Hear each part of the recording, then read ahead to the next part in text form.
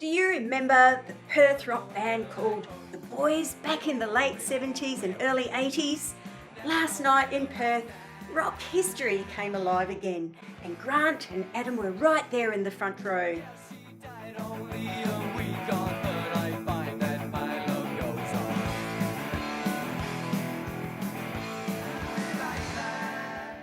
The Boys were one of Perth's defining rock bands, and this weekend Grant and Adam, two of Perth's musos for many, many years, watched as original member Cam Del Roio brought the Boys back to life in a very special way at the Lyrics Underground, one of Perth's great music venues. I am catching up with Adam and Grant the morning after to talk about the show, the memories it stirred up, and why this night mattered so much.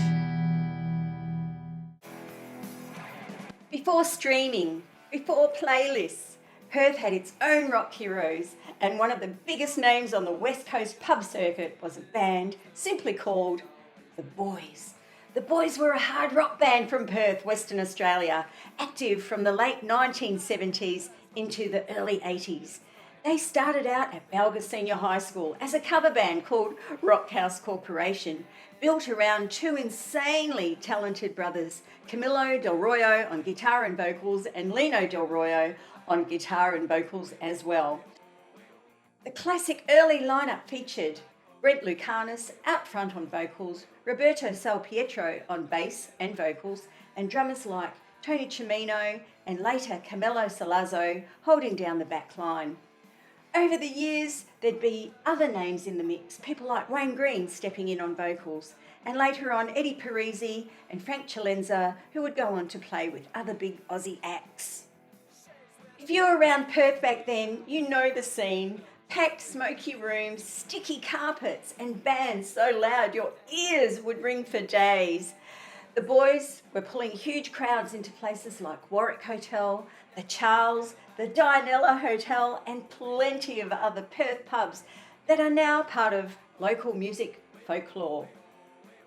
They didn't just stay local either. In 1980, their single, When You're Lonely, hit #1 on the Perth charts and broke into the national top 100, earning them a spot on the legendary ABC show Countdown. That was huge at the time, especially for a band from Perth. They'd go on to release more singles like Hurt Me Babe, Weoh, Weoh, Weoh,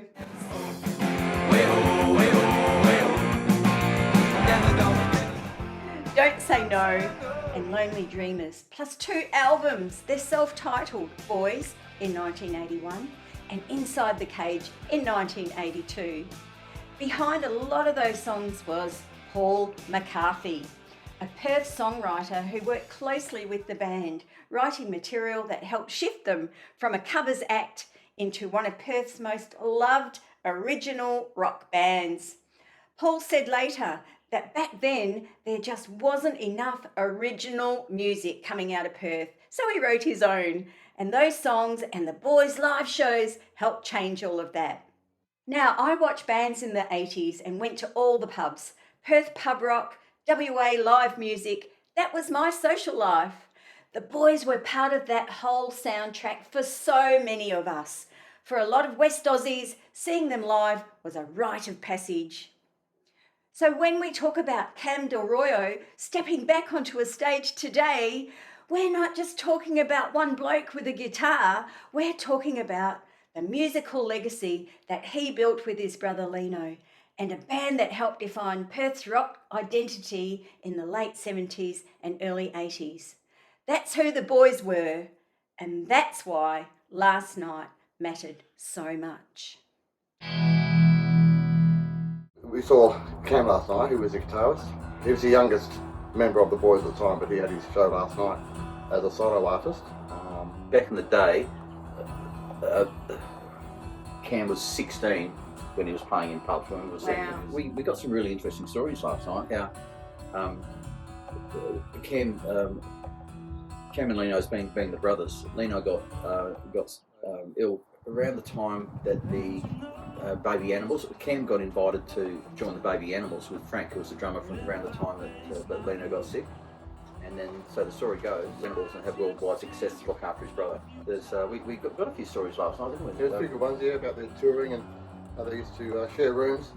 Paul McCarthy was their songwriter all the time. He went on tour with them. He actually wrote the Boys' first album, all the songs for that. One of the best songwriters ever come out of Perth. Unfortunately, he passed away a few years back as well. But they used to go on tour with them as a fifth member, as it were. But he was a fifth member of the band. Yeah, he was. So they toured with them, and they used to share accommodation. Brent and Paul used to. Cam was saying last night, he used to share his accommodation with Lino. Frank and Robbie used to share a room, and Brent and Paul used to share a room on the proviso that Paul was going to be writing songs. Paul came on the tour with them to write songs. Even about the last night's gig, that Cam's first time in 40 years that he's got up on stage and played his version of the Boys songs. So this is his introduction back into the world, I think. And wow, what an experience. Right. What it did to me is just the songs, the way he played the songs was completely different to the way they recorded when we were growing. So it didn't bring us back to that, but what it told us is that how good the songs were, how they stood up, how they were played differently. He did a different arrangement of them. And they just stood up, and it still sounded fantastic. He did it with an acoustic guitar, a looper pedal, a couple of little effects on the ground, but the sound that he got just from him standing up there playing an acoustic guitar and singing, it's just a class act musician. He's a world class musician. He could go anywhere in the world and play that music, and he got a standing ovation at the end because he really deserved it. It was fantastic. But the guy can sing. He's got a great voice, and then between the songs, he's got this great stage presence where very calm banter. And you can't hide. It's you and your guitar. There's no hiding. And his guitar playing is absolutely fantastic. He's one of the best musicians I've ever seen. He could basically go anywhere in Australia and play that and people would be blown away. Well, they know it. A lot of people would know those songs because they're not that disguised. I mean, the words and the lyric and the way he sings it.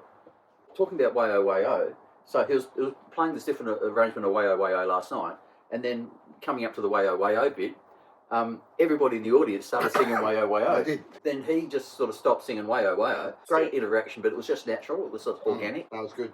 But yeah, all in all, the concert was fantastic. And I wish him all luck in the world. I think it was fantastic for him to get out there and do what he did by himself. The range of emotions that he showed, happiness, sadness, relief.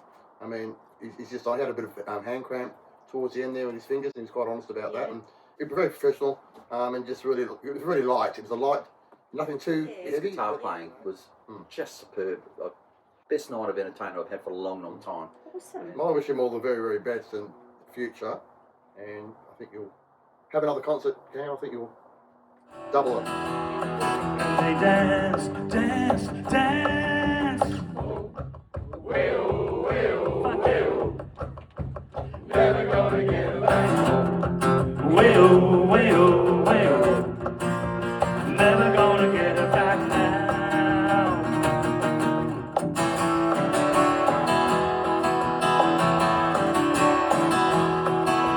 Yes, she died only a week on, but I find that my love goes on.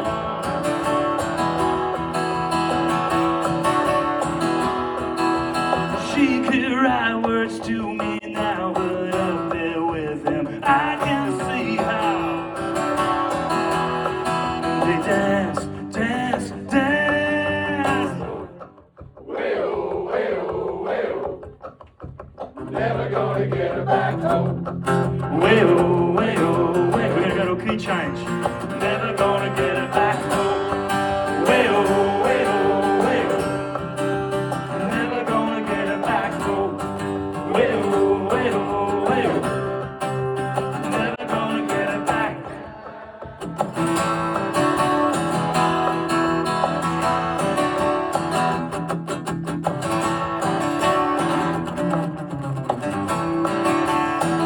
Your chance. Oh, weoh, weoh, weoh. Never gonna get her back home. Brilliant. Weoh, weoh, weoh. It's not hard to sing anyway. Never gonna